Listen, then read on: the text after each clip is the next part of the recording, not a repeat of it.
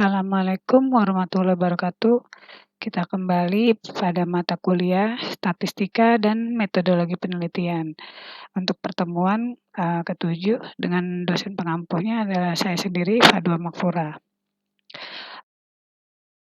Dari kali ini kita akan membahas tentang tinjauan pustaka penelitian, di mana tinjauan pustaka penelitian ini adanya di bab 2.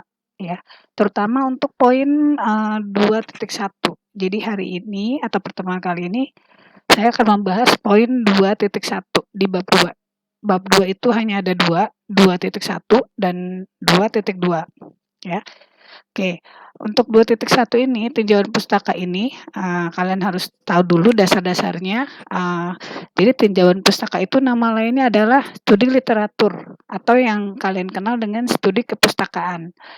Ini adalah bagian yang paling penting dan tidak boleh hilang dalam setiap susunan karya tulis, baik skripsi, laporan akhir, karya ilmiah, atau penelitian-penelitian lainnya. Bahkan sekelas jurnal nasional atau internasional pun harus menggunakan tinjauan pustaka ini ya. Kenapa ini dipakai? Karena ini adalah basicnya para peneliti sebelum memulai penelitian.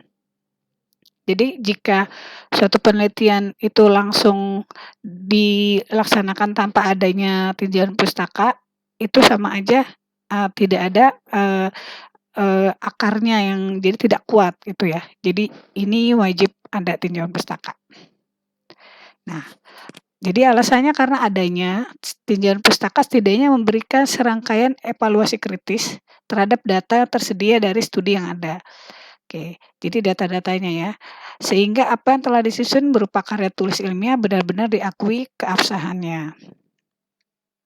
Oke, berikutnya. Tinjauan pustaka dalam sebuah susunan karya tulis ilmiah bisa diartikan sebagai penegasan terhadap batasan-batasan karya ilmiah. Intisari pada bagian ini termuat secara utuh dalam keyword di bagian abstrak.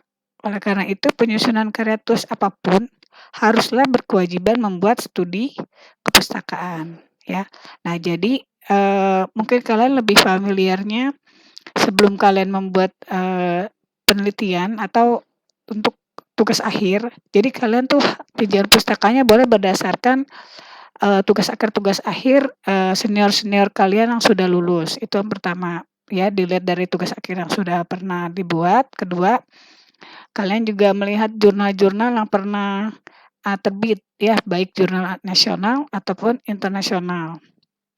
Yang ketiga, kalian bisa dilihat juga dari hak-hak paten. Jadi tidak boleh kalian menganggap misalnya mesin yang sudah dibuat oleh senior saya, dia hanya pakai motor ya. Lalu saya akan membuat motor AC misalnya ya. Lalu saya akan menginovasi dengan motor DC, jadi lebih hemat.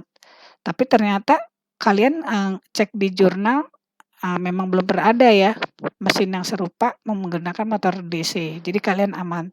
Tapi jika kalian tidak mencek lagi di hak paten, ternyata ada mesin yang menggunakan selain motor AC, dia menggunakan motor DC. Nah itu tidak boleh, karena itu sudah diakui oleh orang lain berupa hak paten ya. Jadi itu penting. Pertama dari sumbernya dari tugas-tugas akhir yang senior-senior, kedua dari jurnal nasional dan internasional, ketiga dari hak paten ya. Oke. Lalu bagaimana tips membuat tinjauan pustaka? Yang pertama, kalian buat outline dulu ya, dengan mencari intisari setiap penulisan karya tulis yang berisi hal-hal umum atau pendapat umum terhadap masalah-masalah berkaitan. Misalkan saja begini, ketika membuat karya tulis berisi pengaruh narkoba terhadap anak, maka seyogyanya kata narkoba dan anak adalah bagian umum yang perlu dituliskan dalam tinjauan pustaka atau disebut kata kunci ya. Sebelum kalian membuat penelitian tentang narkoba, kalian ya cari di jurnal-jurnal dulu kata kuncinya adalah narkoba dan anak ya. Karena selama ini lebih banyak narkoba digunakan oleh orang dewasa. Jadi harus anaknya juga harus dicari di kata kuncinya. Yang kedua, mencari literatur. Ini adalah proses kedua ya. Langkah ini dikerjakan misalnya dengan pergi ke perpustakaan. Atau bisa juga kalian membaca jurnal-jurnal internasional, agar apa yang ditulis bisa dipertanggungjawabkan ya, bahwa kalian itu tidak menjiplak atau meniru atau, bahasa kerennya plagiat. Lalu yang ketiga, menyusun dengan bahasa sendiri. Agar tidak dianggap plagiat dari karya orang lain, penting bagi siapapun untuk membuat tinjauan pustaka dengan menulis ulang bahasanya serta susunan katanya, ya. Jadi, langkahnya ini sederhana dengan menggunakan kutipan langsung atau tidak langsung, ya. Jadi nanti ada suatu, software yang mendukung, Trinity ya, kita sebutnya Trinity, apakah kalian itu benar-benar, mencontek habis kalimat-kalimatnya, susunan-susunan bahasanya, ya. Jadi lebih baik tinjauan pustaka ini kalian membuat dengan bahasa kalian sendiri. Lalu yang keempat, dengan melihat umum bagian judulnya, ya. Jadi, dengan melihat, judul, tentu saja hal-hal ini bisa didefinisikan secara teoritis dan lebih luas. Misalnya, kata-kata seperti korupsi, pertanian, kelapa sawit, asam basa, dan lain-lainnya. Jadi, jangan sampai dari judul aja kalian udah kelihatan, oh ini pasti plagiat nih, gitu ya. Jadi bisa digantikan dengan kalimat lain tetapi dengan maksud yang sama. Oke, lalu manfaatnya tinjauan pustaka ini apa? Ya, pertama untuk menguraikan variabel, ya. Jadi setiap, kalian uraikan variabel umum dan penulisan, ini akan mampu mendorong seseorang untuk menentukan hasil penelitian jadi lebih baik. Lalu, manfaat kedua memberikan batasan, ya, bahwa, batasan ini akan mampu memberikan, tulisan yang akan disampaikan apa, jadi tidak meluas ke mana-mana. Kemarin kalian sudah mempelajari di bab 1 ya tentang batasan penelitian. Yang berikutnya, mempercepat proses analisis data, ya. Jadi, untuk mempermudah ini, kalian menggunakan metode penelitian kualitatif atau kuantitatif. Oke, jadi, perlu panduan utuh ya, dengan melihat bagian pada tinjauan pustaka. Meningkatkan kepercayaan, manfaat yang berikutnya, karena ini pembaca dengan membaca, tinjauan pustakanya aja, setelah dilihat referensi yang kalian cantumkan, penulis tentu saja akan, lebih, percaya diri bahwa dia itu yakin tidak mencontek dari hasil karya orang lain.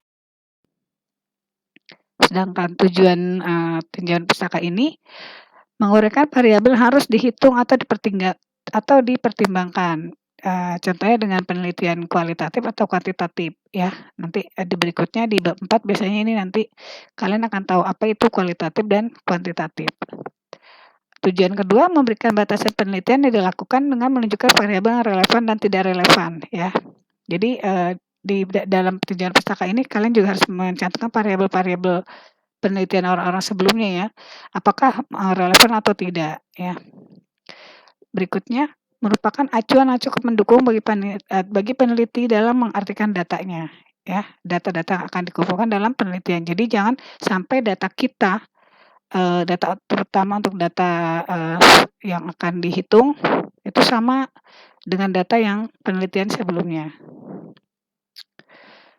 Berikutnya, memberikan dasar pemikiran atau alasan pengambilan penelitian ya. Jadi menyimpulkan hasil penelitian sesuai dengan tujuannya. Harus objektif ya. Tidak harus, membanding-bandingkan ya.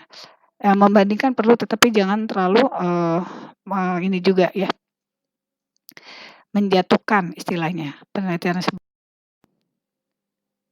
Oke, di sini saya akan memberikan contoh ya untuk penelitian manufaktur, contoh untuk ini ya Pak, tinjauan pustakanya. Contohnya di sini susunannya. Jadi ini ngambilnya dari jurnal. Jadi yang saya cantumkan di sini adalah jurnal. Nanti sama saja dengan kalau kalian mengambil contohnya di, tugas akhir senior-senior ya. Jadi, contohnya kalimatnya seperti ini. Kalimat awalnya, seperti jurnal yang ditulis oleh Gusri Ahyar Ibrahim, Arinal Hamni, Margareta Willy, dan Diki Andrianto serta Budi Raharjo. Berarti ini 5 orang ya. Di mana, dalam kurung volume 3 nomor 1 Maret 2019. Itu membuktikan bahwa tulisan mereka itu terbit di bulan Maret tahun 2019 di jurnal volume 3 nomor 1 ya. Di halaman http unila.ac.id bahwa ini menunjukkan bahwa ini adalah website jurnalnya. Kalau kalian tidak dapat mencantumkan nama jurnalnya, cukup websitenya juga sudah jelas ya, sudah menjelaskan bahwa jurnalnya itu sudah pernah diterbitkan di jurnal Unila. Unila itu adalah Universitas Lampung ya. Dengan judul, di sini mereka tidak bilang judul, tetapi dengan dibikin huruf kapital semua, pembuatan dan pengujian mesin penyerut tusuk sate mekanik. Nah, ya, itu berarti judul. Mereka tidak bilang judul, tapi buat huruf dengan huruf kapital ya.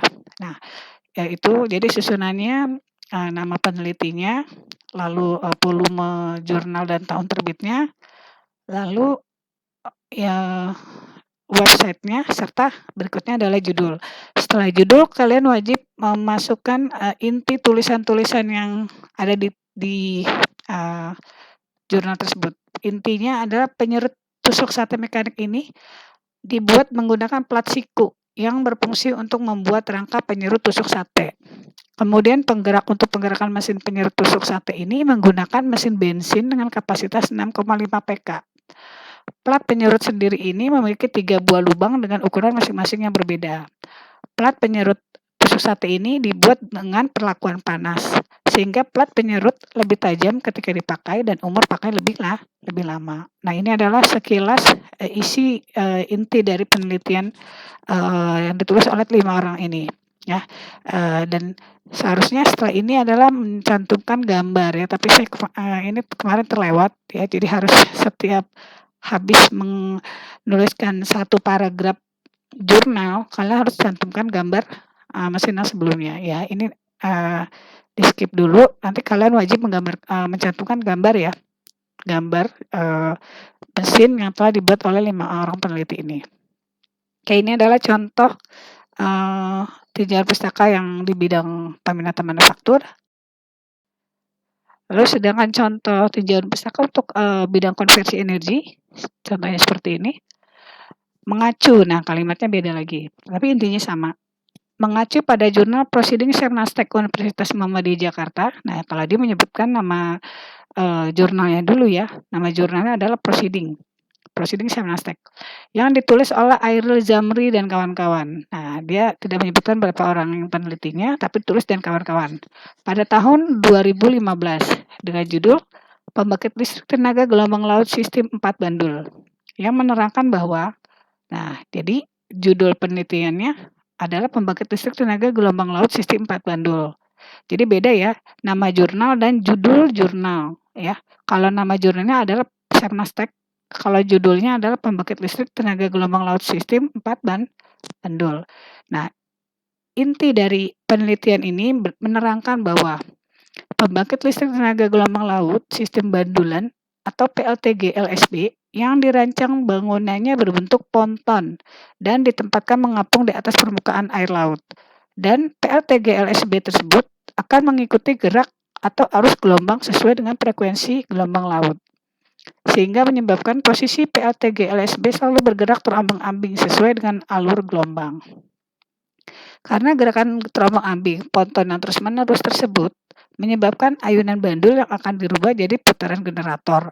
Dalam hal ini ada 4 bandul, sehingga PLTG-LSB mengeluarkan energi atau daya listrik. Gerakan bandul yang bergoyang diubah dengan menggunakan sistem transmisi menjadi putaran yang dapat memutar dinamo atau generator. Dan generator yang digunakan adalah jenis putaran rendah 3 fase, jenis AC, dengan daya 500 watt dan putaran 1400 rpm. Nah, itulah inti dari penulisan jurnal ini ya. Dan ini harusnya juga ada gambarnya ya, kemarin keskip oleh saya ya. Oke, jadi itulah contoh poin 2.1. Untuk poin 2.2-nya akan saya jelaskan di pertemuan. Oke, cukup sekian. Wassalamualaikum warahmatullahi wabarakatuh.